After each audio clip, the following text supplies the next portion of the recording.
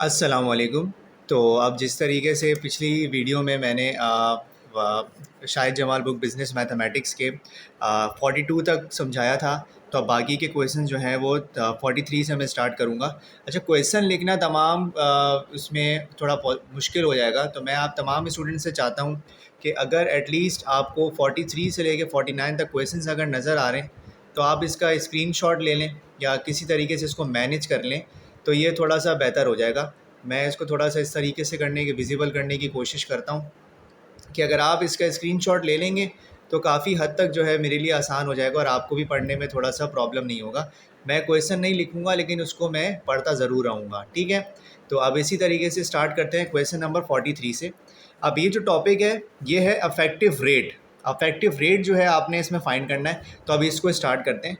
तो effective rate के लिए आपने इसमें क्या करना है कि क्वेश्चन आपके पास मौजूद है कि calculate find the effective rate of interest. 43 question है मेरे पास, 3.43, तो 3.43, ठीक है। तो अब इसमें क्वेश्चन में आपके पास जो डेटा है उसमें क्या क्या गिवन है, तो डायरेक्ट सॉल्यूशन की हेडिंग डाल लेते हैं। सॉल्यूशन की हेडिंग डालेंगे तो उसमें आपके पास क्या होगा कि लिखा हुआ है यहाँ पे सॉल्यूशन, और सॉल्यूशन के बाद क्वेश्चन नंबर 1 लिखा हुआ है कि 12%, तो रेट आपको गिवन है यहाँ पे 12%, ठीक है। तो आप सबको पता है कि रेट 12% है, तो आपने क्या करना है, इसको 12 डिवाइडेड बाय 100, तो आंसर आपके पास आ जाएगा 0.12। तो 0.12 आपके पास क्या आ गया, रेट आ गया। अब इसी तरीके से क्वेश्चन आगे में क्या लिखा हुआ है कि compounded semi annually, compounded annually मतलब कंपाउंड्स आपको गिवन है, तो सेमी एनुअली मैंने लास्ट वीडियो में बताया था, इसका मतलब क्या होता है, सेमी एनुअली का मतलब होता है 2। अब इसी तरीके से उसके बाद आपको फाइंड करना है अफेक्टिव रेट। अफेक्टिव रेट मतलब RE, अफेक्टिव रेट को आप शो करते हैं RE से, और अफेक्टिव रेट का फॉर्मूला होता है आपके पास RE is equals to 1 plus R upon M, और इसी तरीके से m-1। अफेक्टिव रेट का फॉर्मूला क्या है, 1 प्लस आर अपॉन एम और m-1, इसमें वैल्यूज पुट कर दें। तो effective rate RE is equals to 1 plus rate आपके पास कितना है 0.12 डिवाइडेड बाय m। m आपके पास क्या है, m है कंपाउंड है आपके पास 2, और इसी तरीके से यहाँ पे भी 2 आ जाएगा और -1। तो अफेक्टिव रेट आपके पास आएगा RE इज़ इक्वल्स टू 0.12 को आप डिवाइड कर लें, 0.12 डिवाइडेड बाय 2, तो आंसर आ रहा है 0.06, उसमें 1 प्लस कर लें +1। अब 1.06 उसका स्क्वायर कर लें, तो इसी तरीके से आ जाएगा, आपके पास आ रहा है 1.1236। तो यहाँ पे टोटल आंसर आ रहा है 1.1236 -1, इसमें से माइनस कर लें। तो जब आप माइनस कर देंगे तो इफेक्टिव रेट आपके पास आ जाएगा, 1 में से इसको माइनस करेंगे तो 0.1236%, ठीक है। अब ये आपके पास आ जाएगा यहाँ पे। आप अगर इसको परसेंटेज में कन्वर्ट करें, क्योंकि रेट है ना, रेट हमेशा परसेंटेज पे होता है, तो आप इसको जो भी आंसर आए ना उसको मल्टीप्लाई बाय 100 कर लें, क्योंकि परसेंटेज आपके पास हमेशा 100% होता है। तो इफेक्टिव रेट आंसर आ जाएगा, पॉइंट के बाद 2 वैल्यूज आगे चलेगा, 12.36। तो ये आप 36%, ये आपके पास इस क्वेश्चन का क्या हो जाएगा, आंसर हो जाएगा, ठीक है। तो इसी तरीके से आप इसके बाकी के क्वेश्चन को देख लेते हैं।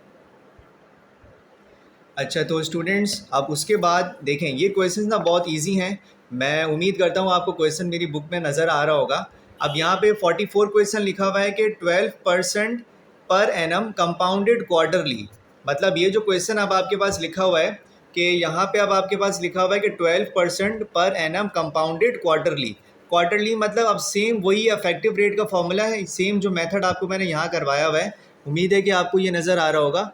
यहाँ पे जो आपके पास ये हुआ हुआ है, ठीक है, क्वेश्चन, तो यहाँ पे जो सॉल्यूशन आपके पास हुआ हुआ है, सेम उसी तरीके से आपने क्या करना है, अभी जो क्वेश्चन है आपने इसको सेम उसी तरीके से सॉल्व करना है, ठीक है। तो क्वार्टरली में आप m की जगह पे m की वैल्यू क्या हो जाएगी, 4 हो जाएगी। और इसी तरीके से 45 में देखें कंपाउंडेड मंथली।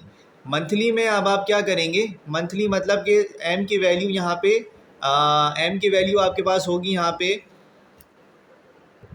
तो m की वैल्यू यहाँ पे आपके पास हो जाएगी, m यहाँ पे लिखा हुआ है कंपाउंडेड मंथली। मंथली में m की वैल्यू आपके पास हो जाएगी 12, ठीक है, मंथली है ना, तो m आपके पास 12 हो जाएगा।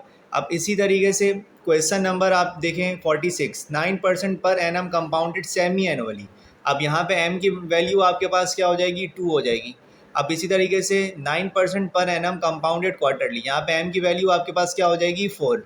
अब 9% पर एनम कंपाउंडेड मंथली, यहाँ पे भी एम की वैल्यू क्या हो जाएगी आपके पास, 12 हो जाएगी। और बाकी जो पैटर्न है, रेट आपको गिवन होगा और इसी तरीके से एम आपको मैंने बता दिया हर क्वेश्चन में, और इसी तरीके से इफेक्टिव रेट आपने फाइंड करना है, उसका फॉर्मूला आपको मैंने लिखवा दिया।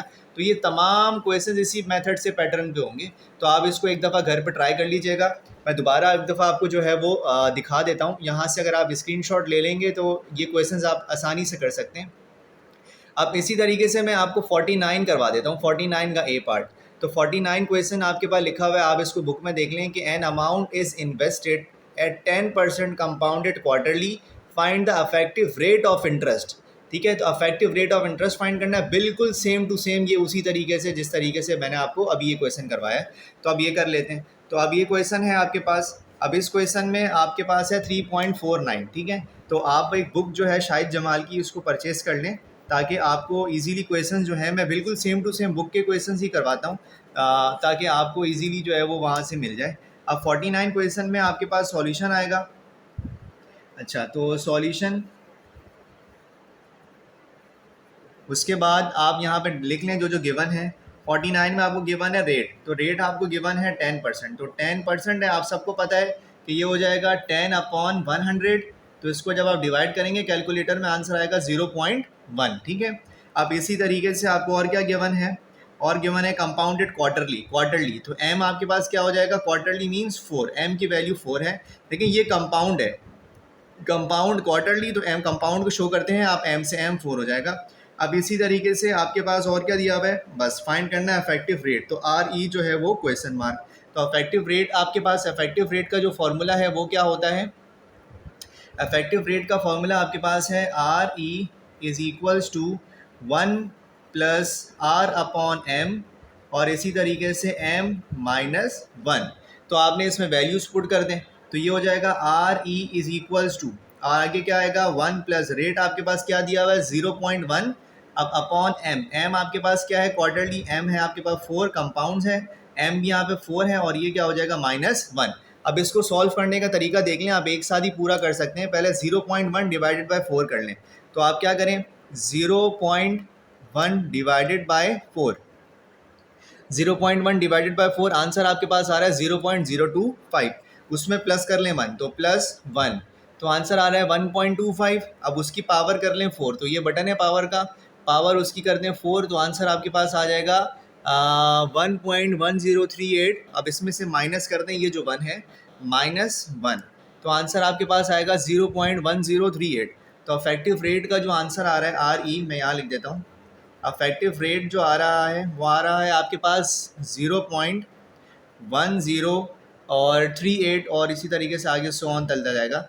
अब आपने अफेक्टिव रेट है, रेट हमेशा परसेंटेज में होता है, तो इसे मल्टीप्लाई कर दें आप 100 से। जब आप इसको 100 के साथ मल्टीप्लाई करेंगे तो अफेक्टिव रेट की जो वैल्यू आ जाएगी 2 पॉइंट आगे चला जाएगा, 10.38। तो ये इस क्वेश्चन का यहाँ पे क्या हो जाएगा, आंसर हो जाएगा। ठीक है, तो ये भी आपके पास क्वेश्चन मैंने आपको करवा दिया। अच्छा, तो अब इसी तरीके से मैंने आपको अभी करवाया है 49 का ए पार्ट। अब ये बी इसका देखें, बी में लिखा हुआ है कि an amount is invested as 6% पर annum compounded semi annually, find the effective rate of interest. अब ये क्वेश्चन 2009 में आया था कराची बोर्ड में, तो आपने अब ये क्वेश्चन को ट्राई करना है। मुझे उम्मीद है क्वेश्चन आपको नज़र आ रहा होगा कि आपने क्वेश्चन में रेट दिया हुआ है 6% का, ठीक है, कंपाउंडेड सेमी एनुअली। तो m की वैल्यू क्या होगी, सेमी एनुअली या हो या बाय एनुअली हो, हाफ ईयरली हो, तो m की वैल्यू 2 होती है। अफेक्टिव रेट का फॉर्मूला आपको मैंने बता दिया था। अब आप यहाँ पे देखेंगे तो यही बिल्कुल सेम जो है पैटर्न है इसका, तो आप इसको घर पे जो है वो अभी ट्राई कर लें। तो यहाँ पे हमारा अफेक्टिव रेट का टॉपिक जो है वो कंप्लीट हो गया। इंशाल्लाह बाकी जो है अगली वीडियो में इसके जो बाकी के क्वेश्चंस हैं, बाकी जो दूसरा पार्ट है वो करेंगे। अब तक के लिए इतना ही। अल्लाह हाफिज़।